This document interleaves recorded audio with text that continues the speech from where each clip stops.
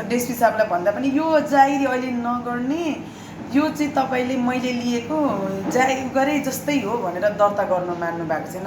आज 6 गते भएको, आज कति गते 3-4 गते 10 गते भइसक्यो। आजसम्म पनि मेरो पलमा मलाई चाहिँ त्यहाँ डोमिनेट भएको छ। म एउटा दलित भएको कारणले गर्दा र मेरो यहाँ बोल्दिने यहाँ गरिदिने दाजुभाइ कोही छैनन्, बोल्दैनन् भनेको कारणले गर्दा मलाई चाहिँ हेपिएको छ। हाम्रो छिमेकीमा जेगेनित नेपाल र उहाँको छोरो डिल्लीराम र यता अप्सरा पौडेल र उहाँकी छोरी 15 वर्ष आकृति, त्यस्ता 15 वर्षका मान्छेहरूदेखि लिएर हरेक मान्छेले चाहिँ मलाई कुट्ने पिट्ने गाली गलोज गर्ने अश्लील शब्दहरू गाली गरेर मलाई चाहिँ निकाल्ने त्यस्ता गरिरहनु भएको छ। मैले यो यातना पाएको 2 वर्ष भयो। म चाहिँ एउटा काठमाडौँ बसेको मान्छे, एउटा मेरो आमा वृद्ध आमा 82 वर्ष 83 वर्ष पुगेको आमालाई हेर्नलाई म मेरो गाउँमा आएर म बसेको 2 वर्ष हुन आँट्यो।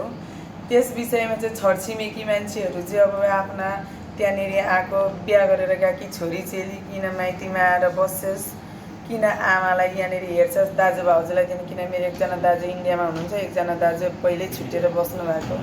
त्यो विषयको काण्डमा चाहिँ छरछिमेकीहरू चाहिँ अब सिमाना मिचेका, सिमाना मिच्दाखेरि यो सिमाना होइन भनेर पटक पटक मलाई अब दागा धरेका, कुटेका पिटेका भिडियोहरू छन्।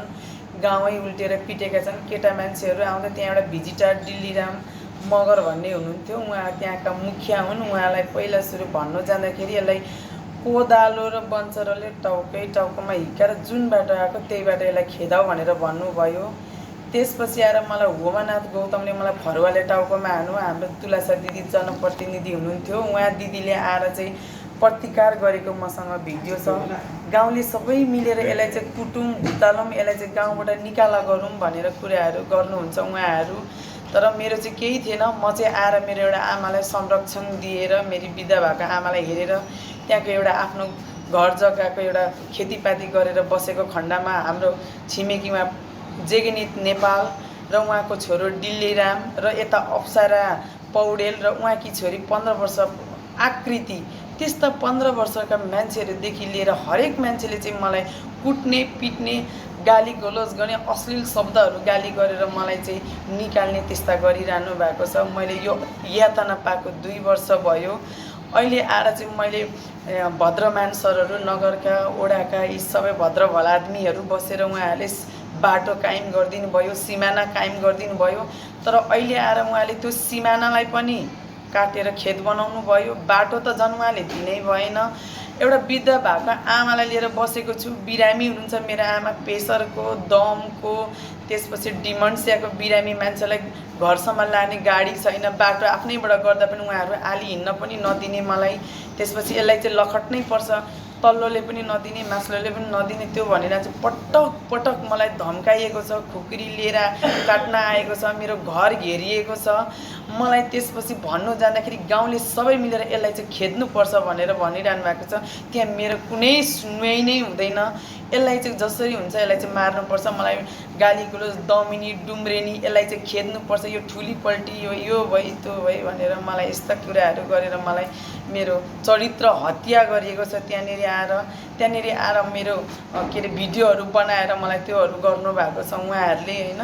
एउटा त्यो आमालाई एउटा खाना खुवाउने बेलामा यसो भन्दाखेरि आमालाई अलिकति आमा खाना खाऊ भनेर अलिकति त्यो गर्दाखेरिका कुराहरू पनि आमा सुरक्षा छैन भनेर उहाँहरूले त्यस्तो भनेर मलाई नराम्रो गर्नुभएको छ। अनि अस्तिको घटना यो साउन 6 गतेको घटना हो। यो 4 बजेकोतिर त्यतिखेर म घाँस काटिरहेको थिएँ। घाँस काटिराख्दाखेरि डिल्लीराम राज नेपाल आएर मलाई डुम्रेनी यहाँ घाँस किन काट्छस् भनेर उहाँले भन्नुभयो। त्यो भन्दाखेरि मैले भने यो घाँस त यो आली त मेरै हो, तपाईँको त लगिसक्नुभयो, यो त मेरो सिमाना मेरो हो, म काट्छु घाँस भन्दाखेरि उहाँले मलाई हातमा लात्ताले हिर्काउनु भयो। हातमा लात्ताले हिर्काएपछि म त बसेको मान्छेले उठेर यसरी उठिनँ, उहाँको भुँडीमा मैले यसरी ठेल्दाखेरि उसकी बुढी आएर पहिल्यै उहाँहरूको प्लान थियो, पुलिस बोला यसलाई ठिक पार्नुपर्छ भनेको थियो। अप्सरा रघुको घरमा बसेर सबै रमिता हेरेर बसिरहनु भएको थियो उहाँहरू। अनि त्यसपछि पुलिस बोलाए मलाई कुट्नुभन्दा अगाडि। त्यसपछि उहाँहरूले आएर चाहिँ मेरो बुढालाई हात हाल्छस् भनेर होमा आएर गुर्र घरबाट दौडेर आएर मैले यस्तो छातीमा आएर मलाई हिलामा गाडियो।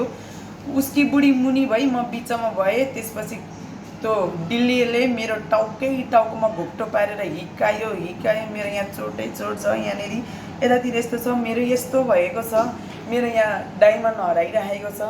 त्यसपछि मलाई यहाँनिर म कसो गरेर म उम्केर सिर्फ अब फोनले मात्रै लिएर जानुपर्छ भनेर म जब घरमा आएर फोन लिएर गर्दा गाउँका मान्छे रेखा राउत मोहन अधिकारी त्यसपछि आकृति पौडेल अप्सराको छोरी अप्सराहरू आएर यसलाई आज कुटेरै मार्नुपर्छ यसलाई चाहिँ आज मार्नुपर्छ भने म गुटुटु गर्दाखेरि उनीहरू पछि भागे ए समाज भने म दौडिँदै च्याङ्गा होलीको पुलसम्म पुगेँ। उहाँहरू टेम्पोमा ग्रुपै छिर्नु भयो र बाइकबाट पनि समाते भने त्यसो भनेपछि अब मलाई यिनीहरूले मार्छन् भनेर म आली दौडेर च्याङ्गा होलीको उसमा गएर टाइगर चोकमा आएर एउटा वर्कसपको गाडीमा लिफ्ट मागेर म पुलिसकोमा आएँ। पुलिसकोमा आउँदाखेरि उहाँहरूको जागिरी पुलिसमा गइसकेको थियो।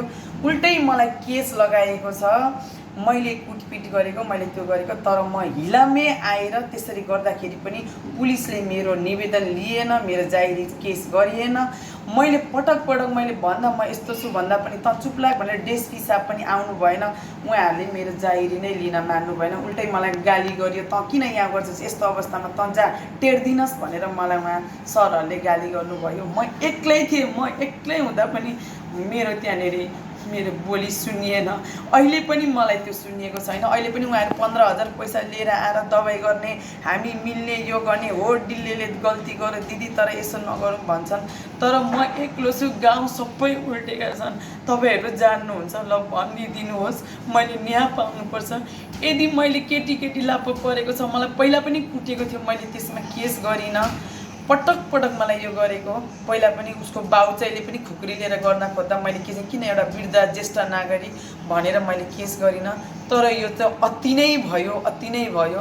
मेरो ज्यानको मेरो आमाको सुरक्षा पाउनु पर्यो कि त मेरो जग्गाहरू उहाँहरूले लिदिनु पर्यो कि त मलाई त्यो के भन्छ त्यहाँबाट उहाँहरूको नेतै छ मलाई गरे चलन चल्तीले मेरो जग्गाहरू लिदिनु पर्यो कि त मलाई यो मेरो निर्दोषलाई चाहिँ न्याय पाउनु पर्यो। दोषीलाई चाहिँ कानुनमा के छ त्यो सजाय भोग्नु पर्यो। मेरो यही नै छ अपिल सबैजनालाई मैले चाहिँ पाउनु पर्यो। किन मेरो यो जागिरी लिएको छैन डिएसपीले किन इलाकामा मानेको छैन उपमेयरले भनेको कुराहरू पनि किन मानेको छैन त्यो सबै मानेको छैन के त्यसो भए भिडै मिलेर यसरी गरेको कुराहरू चाहिँ त्यहाँबाट के सेतोलाई भिडले कालो भन्यो भने के कालै हुन्छ र कसरी पश्चिम कर्णालीमा ती 6 जना दलितहरूलाई मारियो खेती गाउँले सबै मिलेर किन मारे। तर आज मेरो त्यही अवस्था आएको छ। यहाँनिर यो पत्री शनिसरी वडा नम्बर 4 महेन्द्र चोकको यो घटना हो।